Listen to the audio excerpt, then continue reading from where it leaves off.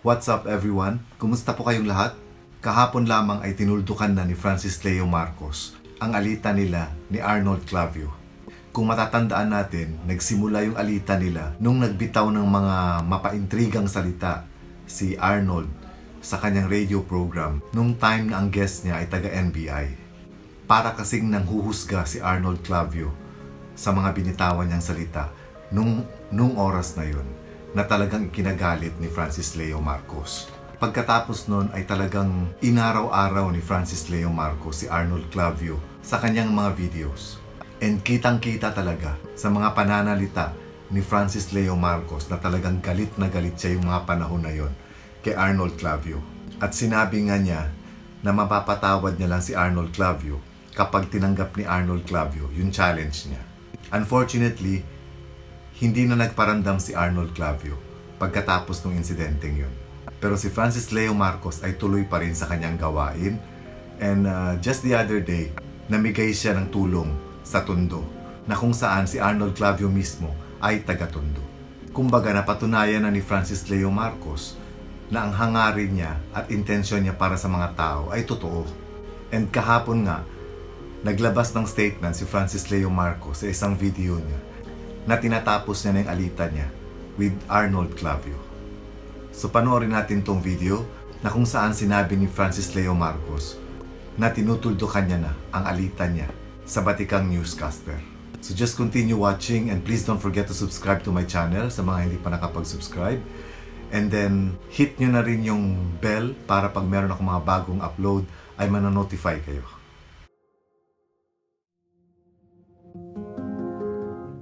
Mga kaibigan, kanina po ay tinuldukan ko na ang usapang FLM at Clavio.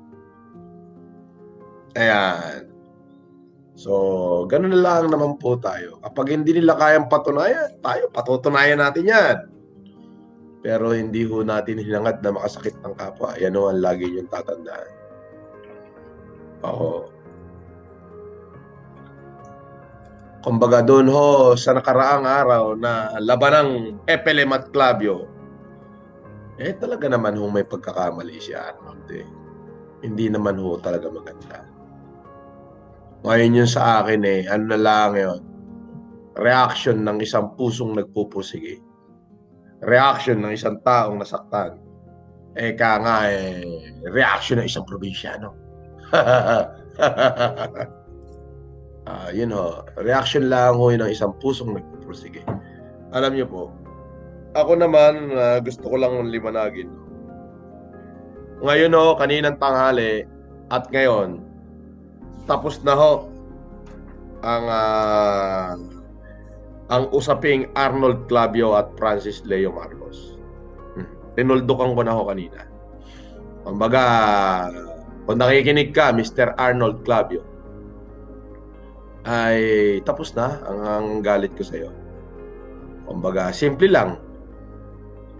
I challenge you, I raise, you fold, I win. So, doon, wakas na ho. Kumbaga, ang sa akin ho ay nagawa ko na ho yung aking dapat gawin. Napatunayan ko na ho yung ating dapat patunayan. So, mga kaibigan,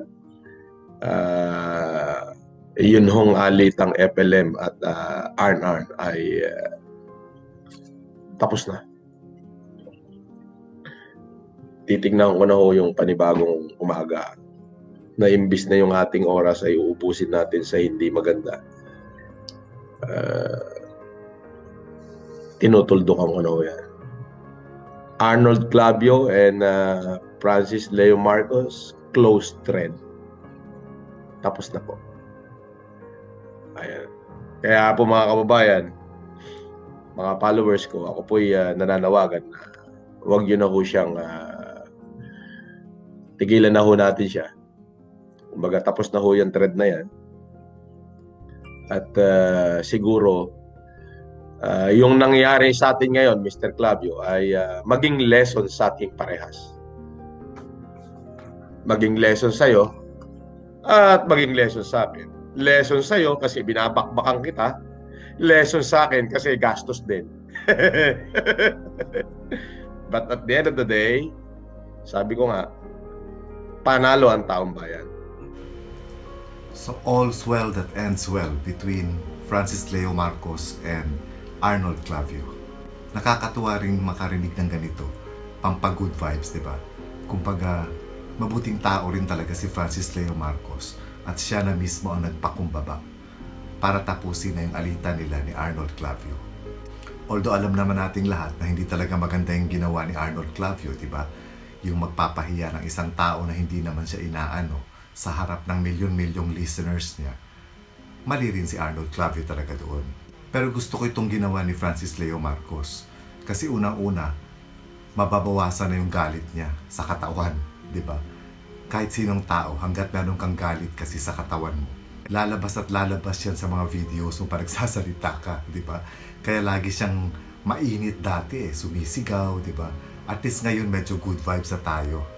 Although mahirap din yung ginawa niya kasi nagpakumbaba siya na wala naman siyang ginawang kasalanan kay Arnold Clavio. Pero sa mata nating mga Pilipino, nakakatuwang panoorin, di ba? Na meron isang tao na naaminin man natin o hindi ay sikat na pero mapagkumbaba pa rin. So at least nakalampag niya rin hindi lang siguro si Arnold Clavio kundi lahat ng mga newscasters at mga broadcasters na hindi sila pwedeng basta-basta na lang magbitaw ng mga nakakaintrigang salita o manghusga nang wala silang mga katibayan. Kasi pag nagkataon, kung ibang tao yung nakaharap nila, talagang hindi sila titigilan, di ba? Pasalamat na lang sila, hindi ganun yung pagkatao ni Francis Leo Marcos. So good job, Sir Francis Leo Marcos. Napatunayan mo na walang makukuhang maganda sa mga taong may galit sa puso. Dito naman sa next video na ito, papanoorin natin kung ano ang masasabi ni Francis Leo Marcos kay Miss Angel Locsin. Alam natin na kaibigan ni Francis Leo Marcos si Angel Locsin tsaka yung boyfriend niyang si Neil Arce. And kamakailan lang si Angel Locsin at yung mga ibang ABS-CBN stars ay nalagay sa mga alanganing sitwasyon dahil nagkaroon nga ng kaso ang ABS-CBN. So dito sa video na ito, pakinggan natin si Francis Leo Marcos kung ano ang masasabi niya tungkol kay Angel Locsin. So just continue watching. Ito po, kaya ako nag-live ngayon nga pala, narinig ko yung kanta ni Kiko Alpabeto. Kiko Alpabeto III. Doon sa kanta niya na Kayo Mangging Pilipino, nakalagay doon, Saludo Angel Locsin. Alam niyo po mga kaibigan, si Angel po ay kaibigan ko. Hindi kaibigan ko yan. Yung magkasintahan, no? Parehas kong kaibigan niya. Sa akin, nakamulatan ko yung kabutihan ni Angel. Alam niyo po yun? Angel Locsin, nakamulatan ko yung kabutihan niya. Kumbaga, 2007, parang, alam niyo, parang yung unang kita niyan, imbis na itulong sa mga, imbis na ibili ng magagarang sasakyan para sa mamamayan, sa sarili niya. Ang ginawa niya, itinulong niya sa mamamayan. Kaya nung pinanonood ko kanina nung kung paano siya banatan nung isang vlogger, ay ako'y nasasaktan.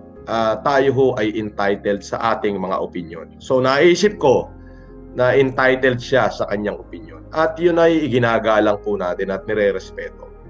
Kung ako ang tatanungin nyo kung anong masasabi ko dyan sa ABS-CBN na pagsasarado niya na ba? Kung nagkamali, dapat na magsarado talaga yan. Pero ang masasabi ko ay wala ho kong karapatang magsalita dyan at ayoko kong sabayan yan, ayoko kong sumali dyan. Iyan ho ay usaping gobyerno at kumpanya. Ang pinaka-final interpreter ho ng batas niyan ay Korte Suprema at mga hukuman at husgado lang ho ang may karapatang magsalita dyan, hindi ho tayong mga individual na tao. Tayo po ay entitled sa lahat ng ating mga opinion. Pero kaya po nire-respeto ko yung opinion ng vlogger na yun. Talaga hong yun ho ay opinion niya. Kumbaga, karapatan ho niya yun. Ngayon, para sa akin ho, sa akin naman, ang masasabi ko lang, let's talk about Angel. Kumbaga, sabihin ko yung saloobin ko about Angel. Yan ho ay nakamulatan ko ang kabutihan niya. As in, nakita ko ang kanyang pagdulong. Kumbaga, yan yung darna sa totoong buhay natin eh. No question. Wala akong question sa pagiging mabuting tao at pagiging bayani ni Angel. Wala akong question dyan. Talagang ako ho magpapatunay. Ngayon, kung sasabihin, pinagtatanggol ko siya, natural ho, kaibigan ko yan eh. Kumbaga, at saka hindi ko ho nakakitaan ng kamalian niya. Kumbaga, nagkataon lamang ho siguro na nagbigay siya ng opinion regarding doon sa kumpanyang pinagtatrabahuhan niya. Tayo ho lahat ay may kanya-kanyang opinion. Kaya lang ho, ang masakit kasi minsan, pag nagbigay tayo ng ating saloobin, mayroong titira sa atin. Pero para sa akin, Angel Locsin, saludo ko dyan. No question. Nothing compare. Hindi ko pwedeng ikumpara kahit kaninong artista yan. Bukod sa pagiging artista, yung pagiging artista ho ay naging trabaho lang niya. Pero it doesn't mean na kung ano yung trabaho mo, ganun ang pagkatao mo. Artista ho ang trabaho niyan, pero ang pagkatao niyan ay makamasa ho talaga. Parang ako ho yan. Sariling pera ibinibigay para sa masa. Sariling pera yung ginagastos para makatulong. Yung tapang niya, siya ho ay makabagong moderno ng bayani natin. Kung hinahangaan niyo ho ako mas humahanga ako sa kanya. Humahanga din ho ako doon sa mga taong tumanggap ng aking challenge. Kaya ang payo ko sana, opinion ko to na magnilay-nilay ho tayo bago tayo makasakit ng damdamin ng ibang tao. Nakakapaso ho minsan eh. Di po ba? Hindi ako broadcaster, hindi ako news anchor, hindi ako reporter. Ito ho'y opinyon ng isang pribadong mamamayan na kung saan ang buhay ko ay inuukol ko para sa bayan. Dapat hindi ko hahanga, kumbaga hangaan ko lang yung sarili ko, di ba? Dahil proud ako sa akin, pero hindi po totoo yun. Mas proud ho ako doon sa mga ibang taong gumagawa ng kabutihan, itinataya ang kanilang, hindi na isinasaalang-alang ang sarili nilang kapakanan para lamang makatulong sa bayan. Kaya, Angel, kung nakikinig ka, me, in behalf of my team, in behalf of FLM, kami lahat dito, saludo sa iyo. Suportado ka namin sa lahat ng bagay. Parang kasi yung napanood ko, nagbigay ho ng saloobin doon si Angel. Siya ho ay nagbigay lamang ng saloobin niya. Nagkataon na doon siya nagtatrabaho sa kumpanyang yon. Kaya siya nakapagbigay ng saloobin. Siguro, mga kaibigan, kung makikita natin na tayong lahat, parang tayo naman may kanya-kanyang opinion. Yung kanya ay opinion niya yon bilang malaya at pribadong mamamayan. Opinion niya yon para sa kanyang sarili. So, dapat to irespeto na natin, wag na nating i-bash. Yun lamang po, masasabi ko, basta, regard kay Angel, nakakamulatan ko ang kabutihan niyan. Hindi ho natin bilangin, hindi natin kayang bilangin sa kanyang mga daliri ang kanyang kabutihang nagawa para sa ating mga kababayan. So sana next time, bago natin siya i-bash, ay nilayin muna natin. Dapat katulad nga po ng sinabi ko, i-weigh natin yung kabutihan, yung kasamaan, kung meron man, i-weigh natin yung mabuti at yung hindi mabuti, kung ano yung mas matimbang. Ika nga ho pasensya, sunod ay konsensya, bago sintensya. Diba? Pasensya, konsensya, sintensya. Kasi ang nangyayari, kapag binas nyo yung mabubuting tao, nagmumukha ho kayong sungaw. Ayun o. Kumbaga yun lang, sa akin ay statement lang ho yun, sana bilang malayang mamamayan, bilang pribado, irespeto nyo rin ho yung aking opinion. Wala akong pakialam sa lahat ng nangyayari na yan. Kahit anong kumpanya pa yan, kahit sunugin nyo yung kumpanya na yan, wala akong pakialam. It doesn't matter with me. Pero ang pinakikialaman ko ho dito ay yung mga tao. Yung tao lang. Nag-iisang tao pala, sorry. Nag-iisang tao, si Angel. Sasabi ko kay Angel, napakabuti niyang tao. Nagkataon lamang na yun ang employer niya. Pero si Angel, no question. No question po ako yan. Napakabuti niya. Kung bayani ang tingin niyo sa akin, siya ho, mas bayani ang tingin ko sa kanya. Ayan. Angel Locsin, pabuhay ka. Neil, pabuhay ka. Base sa sinabi ni Sir Francis Leo Marcos tungkol kay Angel Locsin, sang-ayon din ako doon. Alam natin isa sa mga celebrities si Angel Locsin na isang pilantropo din. Alam natin yung mga tulong na ginagawa niya dati pa, di ba? Kung may lindol, may baha, pagputok ng Taal Volcano, di ba? Talagang matulungin na si Angel dati pa. Nagtataka lang din ako kung bakit sa mga ginagawa niya yun, panay-puri yung mga tao. Tapos ngayon, nagsalita lang siya tungkol sa ABS-CBN, ay binabash na agad siya. Parang kinalimutan na yung mga magagandang nagawa ni Angel Locsin. Hindi mo maaalis sa kanya na magsalita, di ba? Natural, employer niya ang ABS-CBN. And aminin man natin o hindi, malaki ang naitulong ng ABS-CBN sa buhay niya, lalo financially. Kahit sino namang tao, di ba? Kakampihan mo siyempre yung employer mo. Alam nga naman ipapakita niya nagbubunyi siya, di ba? Or i-point out niya yung mga mali ng ABS-CBN na siguro ultimo sila, hindi talaga nila alam ano yung nagiging kaso ng ABS-CBN. Katulad nating mga ordinaryong tao na hindi naman tayo naging empleyado ng ABS-CBN. Pero yung iba kasi sa atin, kumakasawsaw sa issue na ito, parang alam na alam talaga yung issue at parang empleyado rin talaga sila ng ABS-CBN. Kasi ang alam lang talaga natin yung tungkol sa prangkisa. Pero higit pa doon yata ang pinaglalaban ng ABS-CBN eh. Parang kinu-question din nila yung final nila na extension. Kasi itong franchise, itong prangkisa na to, iba ito sa renewal. Yung renewal na sinasabi nila is another 25 years. Itong franchise na sinasabi nila is kahit papano i-extend ng konti ng ilang buwan. Yun yung parang isa sa mga pinaglalaban nila na nabigla sila at bigla silang pinatigil sa ere. So para sa akin, kahit sabihin pa na merong mali ang ABS-CBN kung kaya napasara sila, parang hindi ko pa rin talaga magawa totally na magbunyi or magpakita na ang saya-saya ko sa nangyari sa kanila. Kasi naiisip ko rin talaga yung maliliit na tao na apektado. Regardless kung gaano kadami sila. Mapa 100 lang sila or 1,000 ba or 4,000 ba or whatever. Apektado pa rin sila. Kasi halimbawa yung isang janitor doon na biglang nawala ng trabaho, hindi lang naman siya apektado di ba? Siyempre apektado yung buong pamilya niya. So ilang tao na yun agad, di ba? So hindi rin kasi maganda talaga na parang nagre-rejoice tayo at the misfortune of others. Lalo pat hindi naman tayo involved dito. Hindi naman tayo empleyado ng ABS-CBN. Hindi naman tayo nagawa ng illegal termination ng ABS-CBN. Di ba? So sana kung makikialaman tayo, tungkol lang dun sa issue. Siguro nga nakakairita rin pakinggan itong mga artista nila na may mga kanya-kanyang mga inilalabas na mga saloobin nila.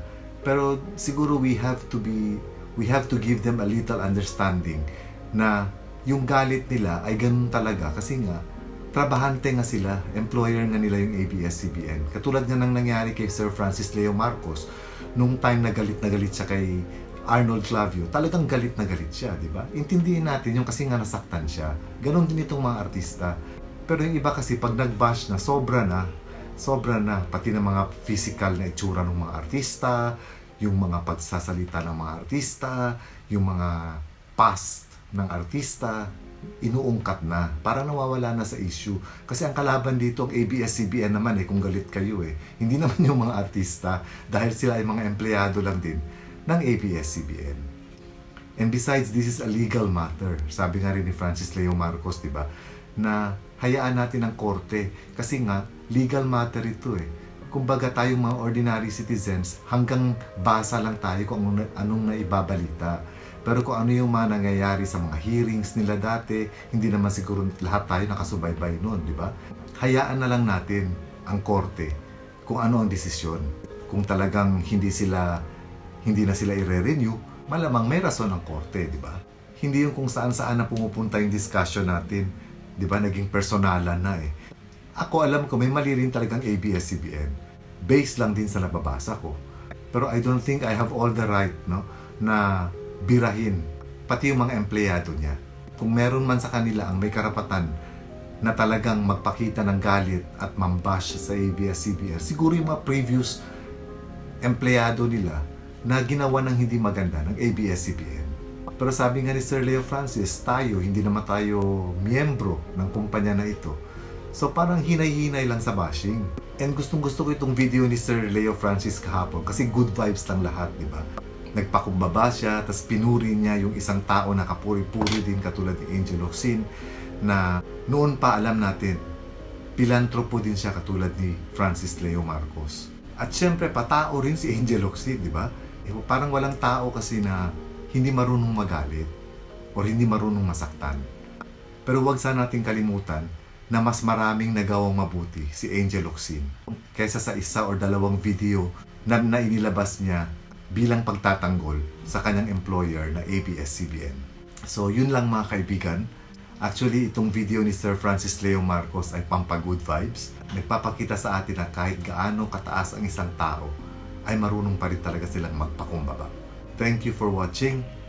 Ingat po kayong lahat and God bless us all.